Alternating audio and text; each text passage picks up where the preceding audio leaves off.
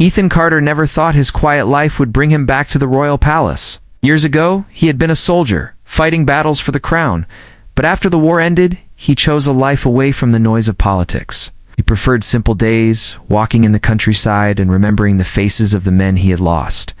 His loyalty to the crown never wavered, but he had no wish to stand in the halls of power again. One autumn morning, a messenger arrived at his small home. The young rider carried a letter sealed with the golden crest of Queen Alexandra. It was an invitation, though in truth it felt more like a command. Ethan was told to appear before the queen in the great hall of the palace. He wondered why she would call for him after so many years. His mind turned over possibilities, yet none of them gave him comfort. When he entered the palace, he was struck by how little had changed. Tall stone pillars lined the hall, tapestries told stories of old battles, and guards in shining armor stood as still as statues. The queen sat on her throne, her face calm, her posture regal. She had always been known as a woman of strength, one who carried the weight of the kingdom with steady hands. Ethan bowed low, waiting for her words, but before she could speak, something unexpected happened. From a side door, a young boy ran into the hall. He could not have been more than 6 or 7 years old. His hair was dark, and his eyes wide with fear and hope. He looked around the room until his gaze landed on Ethan.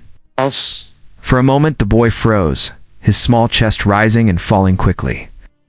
Then, with tears already forming, he broke into a sprint. The boy's voice echoed across the hall. "Dad," he cried, his small arms reaching forward. Gasps filled the chamber. Nobles and knights who had gathered for the Queen's council turned their heads in shock. Some whispered to each other, others simply stared. Ethan's heart pounded in his chest. He had no idea who this child was or why he would call him father. Yet when the boy crashed into his arms, clinging tightly and sobbing against his chest, Ethan did not push him away. His hands trembled as he held the small body, confused but unable to let go. The Queen's face, usually so calm and unreadable, broke for just a moment. Her eyes widened, her lips parted as if words failed her. She quickly masked her surprise, but those close enough had seen it. The Queen, known for never losing her composure, was stunned. Ethan looked from the boy in his arms to the throne. "Your Majesty," he said, his voice rough with confusion. "What is the meaning of this?" The Queen did not answer. She simply stared at the boy, then at Ethan, her silence heavy with secrets. The hall grew colder with each passing moment. Whispers spread like fire, yet no one dared speak too loudly. The boy kept crying softly, his small hands gripping Ethan's tunic, refusing to let go. Ethan felt something stir inside him, something he could not explain. Though he had no memory of this child, a strange sense of connection filled his heart. Finally, the Queen raised her hand, silencing the room. "Clear the hall," she commanded, her voice firm. The nobles hesitated, but the guards began to usher them out. One by one, the council members filed through the great doors, casting curious glances as they went. Soon, the room was empty, leaving only Ethan, the boy, and the Queen. The silence was deep. Ethan waited, his arms still around the child who refused to let go. He wanted answers, but part of him feared them. The Queen leaned back against her throne, her eyes fixed on the scene before her. There was no anger in her gaze, only something far heavier. Ethan felt the boy's heartbeat against his chest, fast and unsteady. He looked down into the child's tear-streaked face and whispered gently, "Who are you, son?" The boy only clung tighter and whispered back through sobs, "I missed you, Dad." Ethan's breath caught. He turned again toward the Queen. She did not move, but her silence spoke louder than any words could. In that moment, Ethan knew his life was about to change forever. The great hall was empty now, the sound of heavy doors closing, leaving only silence. Ethan stood with the boy still in his arms, his mind racing. The Queen remained on her throne, her hands resting on the arms carved with gold and stone, her eyes fixed on him as though weighing every thought that passed through his mind. Ethan wanted to demand answers, but the child's small body, trembling against his chest, held him still. He felt a strange pull, a bond he could not explain, and it frightened him more than any battle he had ever faced. Finally, the Queen spoke. Her voice was steady, though softer than the cold commands she was known for. "Put the boy down, Ethan." Ethan looked into the tear-streaked face of the child. The boy's eyes were wide with fear, as if letting go would mean losing something forever. Ethan knelt, easing the child down gently, but the boy's hands still clung to his sleeve. "What is happening here, Your Majesty?" Ethan asked, his voice quiet but firm. The Queen did not answer at once. She looked at the child, then at Ethan, her expression unreadable. After a long pause, she said, "This is Lucas." The name struck Ethan like an arrow. He had heard it whispered before, a rumor spoken in hushed voices among the people. Lucas, the hidden child of the crown. Some claimed the Queen kept him hidden for safety, others said he did not exist at all. "Why does he call me father?" Ethan asked, the words breaking in his throat. The Queen's gaze did not waver, because he knows the truth, even if you do not.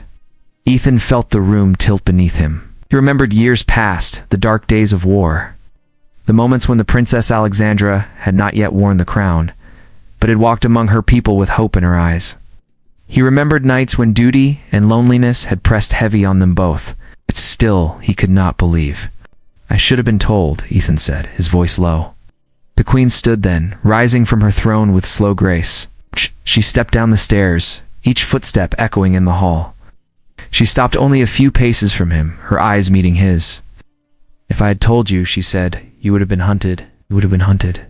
Enemies waited for weakness, and a child would have been the greatest weakness of all." Lucas looked up at Ethan, his small hands tightening on his sleeve. "I knew you would come," he whispered. Ethan felt his chest tighten. He wanted to say that it was impossible, that the boy was mistaken. But deep inside he felt the truth pressing hard against his denial. He could see his own features in the boy's face, the same dark eyes, the same stubborn jaw. The Queen's voice grew quieter. "I chose to carry the burden alone. It was the only way to protect him. But he is older now, and secrets can no longer shield him. He needed to see you, Ethan. He needed to know who you are." Ethan turned away, struggling to breathe. The boy's presence stirred memories he had buried long ago, memories of a love that could never be spoken, and a promise that had been broken before it was ever made. He faced the Queen again. "You had no right to decide this for me." For him? Her eyes softened for the first time. "Perhaps not. But I did what I believed was necessary to keep him alive." Silence stretched between them.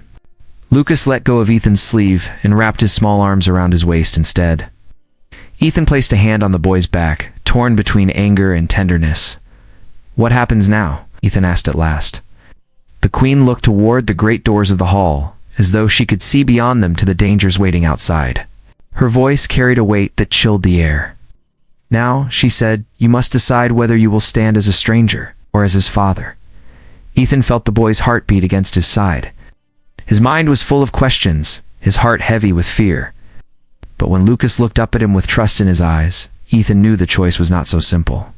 Ethan could not sleep that night. The Queen had given him a room inside the palace, far from the noise of the outer courts. Yet even in the quiet his thoughts were loud and heavy. Lucas had fallen asleep on a small bed beside him, his tiny hands still clutching the edge of Ethan's cloak as if afraid he would vanish. Ethan watched the boy breathe, his chest rising and falling in a steady rhythm, and wondered how many years had been lost between them. He remembered the past too, clearly. The war had been brutal, and during those days, Alexandra was not yet queen. She had been a young princess, burdened with duties, but still human enough to smile when no one else did. Ethan had been a soldier then, scarred by battles yet drawn to her light. Their bond had grown in silence, in secret. One night of weakness had been enough to change everything. Closed his eyes and leaned back against the stone wall. He thought of how different things could have been if she had told him. Perhaps Lucas would not have grown up hidden, forced to live in shadows. Perhaps he would have known the comfort of a father's voice. Ethan clenched his fists. The Queen had chosen for both of them, and now the truth could no longer be hidden. The boy stirred. Lucas sat up, rubbing his eyes, then looked around until his gaze found Ethan. A smile spread across his face, small but bright. "You are still here," he whispered. Ethan forced a smile and nodded. "I am still here." Lucas moved closer, sitting at his side. "They told me you would never come," he said.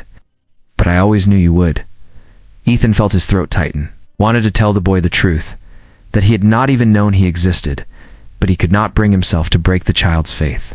Instead, He placed a hand on Lucas's shoulder and said, "I will not leave you again." Later that morning, the queen summoned him to her private chamber. The room was filled with maps, scrolls, and documents, reminders of the weight she carried every day. She stood by the window, looking out across the city below, her figure straight and proud. "You should not have kept this from me," Ethan said without greeting. His voice was sharp, though quiet. The queen did not turn to face him. "If I had told you, you would have stayed," she replied. "If you had stayed, enemies would have seen him as a target. They would have destroyed you to weaken me. I could not risk it." "You risked something far greater," Ethan said. "You risked his childhood, his right to know the truth." The queen's shoulders tensed. After a long silence, she finally turned. Her eyes, though strong, carried sorrow. "I know, I have carried that guilt every day." Before Ethan could speak again, the door opened and Lucas entered, his small steps echoing on the floor. He looked between them, sensing the tension in the air. "Why are you angry?" he asked softly. Ethan crouched down, meeting the boy's eyes. "We are not angry with you, son. We are only trying to understand how to make things right." Lucas nodded, though he did not seem to fully understand. He slipped his hand into Ethan's and held it tightly. The queen watched, her expression softening. Suddenly a knock sounded at the door. A guard entered, his face grave. "Your Majesty," he said, "there are whispers in the city. Some of the lords suspect the truth. They say the boy is more than he appears. They say he is the heir." The queen's face grew hard again. She dismissed the guard, then turned to Ethan. "Do you see? The danger has already begun. They will come for him. They will use him to strike at me. And if they know you are his father, you too will be a target." Ethan looked down at Lucas, who clung to his hand without fear. For the first time, he felt not just confusion, but a fierce sense of protection. He would not let anyone harm the boy. "Let them come," Ethan said quietly. "If they want to take him, they will have to go through me." The queen studied him, her eyes unreadable. Then, for a moment, she allowed herself the smallest of smiles. "Perhaps," she said, "that is what he has needed all along." The palace felt different in the days that followed. Whispers moved through the corridors like shadows, and eyes seemed to follow Ethan wherever he walked. He kept close to Lucas, never letting the boy stray too far from his side. Even when the child laughed or played, Ethan could see the quiet worry in his eyes, as if he already understood the danger that grew around them. The queen held council after council, speaking with lords and advisors, yet Ethan could tell that trust was thin. Many of them wanted power for themselves. Now that Lucas had been seen in public, secrets were no longer safe. Some spoke of loyalty, but Ethan knew that ambition often wore the mask of friendship. One evening, as torches burned low in the Great Hall, Ethan walked the halls with Lucas holding his hand. The boy asked many questions, his voice soft and curious. "Why do they all look at me?" Lucas asked. Ethan bent down to meet his eyes. "Because you are important, son. You are part of the crown, and they see you as the future." Lucas frowned. "But I only want to stay with you." The words struck Ethan deeply. He squeezed the boy's hand and whispered, "And I only want to protect you." The peace of the evening did not last. Before the next sunrise, a messenger arrived with troubling news. A group of lords had gathered in secret beyond the city walls. They planned to use the boy as a claim to the throne. If they could take Lucas, they would control the kingdom through fear. The queen summoned Ethan at once. Her voice was firm, but her eyes betrayed her worry. "They know he is yours," she said. "That gives them more reason to act. They will try to strike at you both." "Then let them come," Ethan said. "I have fought battles before, and I will fight again. This time I will fight for him." Lucas sat quietly in the corner, listening. Though he was young, his face was serious, his small fists clenched as if he understood every word. The queen hesitated, then spoke softly. "Ethan, you must understand the risk. If they take him, we may lose everything."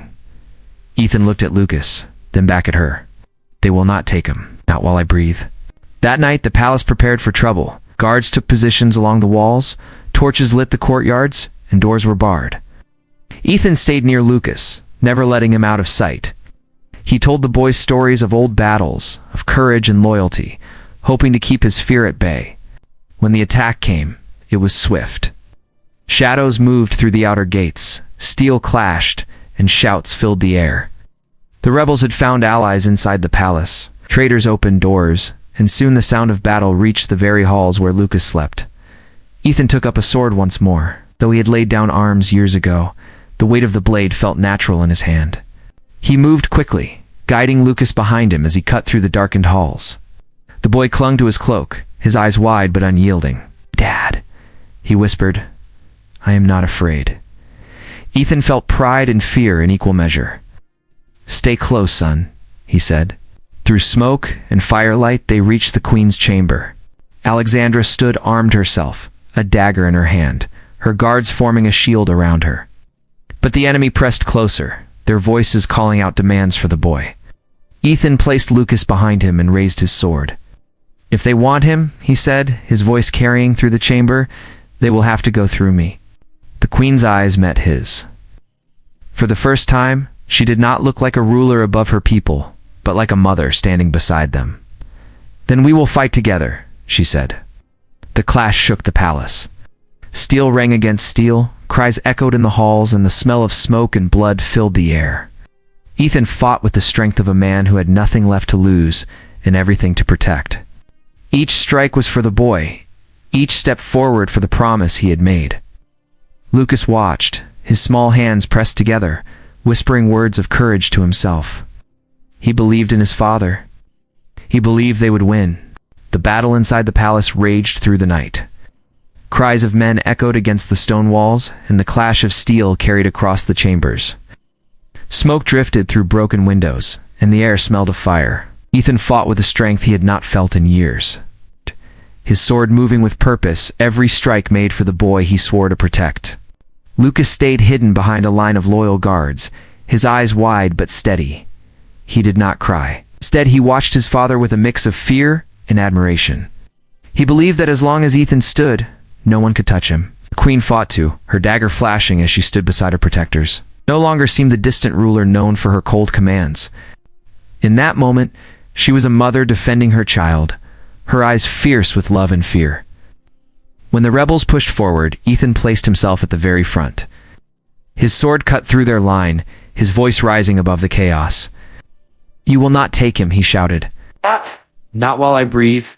One by one the traitors fell, their plan crumbling as the loyal guards regained ground. Yet more pressed through the broken gates, their numbers great. Ethan felt his arms grow heavy, but he did not stop. His promise to Lucas gave him strength beyond exhaustion. As dawn broke, light poured into the hall through shattered windows. The last of the rebels faltered, their courage broken. Seeing their leaders defeated, they fled into the city, leaving the palace scarred but standing. Silence fell at last, broken only by the groans of the wounded. Ethan dropped to one knee, his sword clattering to the floor. Sweat and blood covered him, his chest rising and falling with ragged breath. Before he could gather himself, small arms wrapped tightly around him.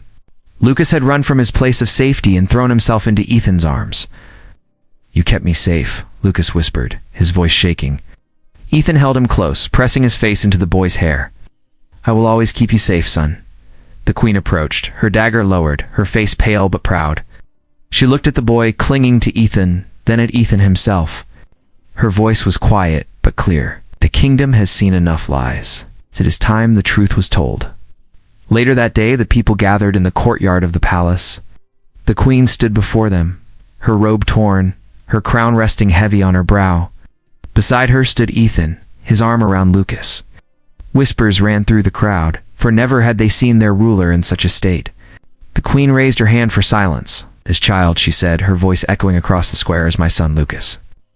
I kept him hidden to protect him from those who would use him as a weapon against the throne. But today, you see him for what he is, the heir to this kingdom." The crowd stirred, some shocked, some moved. The queen's voice grew stronger. "And this man, Ethan Carter, is his father. He stood beside me in war, and last night he stood between us and those who sought to destroy us. He has earned not only my trust, but yours." Eyes turned toward Ethan. He felt the weight of their stares, but Lucas's small hand in his own gave him courage. He bowed his head, not as a soldier to a ruler, but as a man who had found his place again. The people began to cheer, started softly, then grew louder until the sound filled the square. Cheers were not only for the queen, but for the boy and the man who had fought to protect him. That night, peace returned to the palace. The fires were put out, the wounded cared for, and the banners of the crown hung high once more. Ethan sat in a quiet chamber with Lucas asleep beside him. The boy's head rested on his arm, his breathing gentle. The queen entered, her steps quiet. She stood for a moment, watching the scene. "He trusts you more than anyone," she said softly. Ethan looked at her. "He is my son. Nothing will ever change that." She nodded. For the first time in many years, her face showed not the weight of a ruler, but the relief of a mother. "Then together," she said, "we will give him the future he deserves." Ethan looked down at Lucas, then back at her. Together, he agreed. Outside, the city slept in peace, unaware that a new chapter had begun. Oh. The kingdom had been saved, not by power alone, but by love, by truth, and by the bond between a father, a mother, and a child who would one day wear the crown.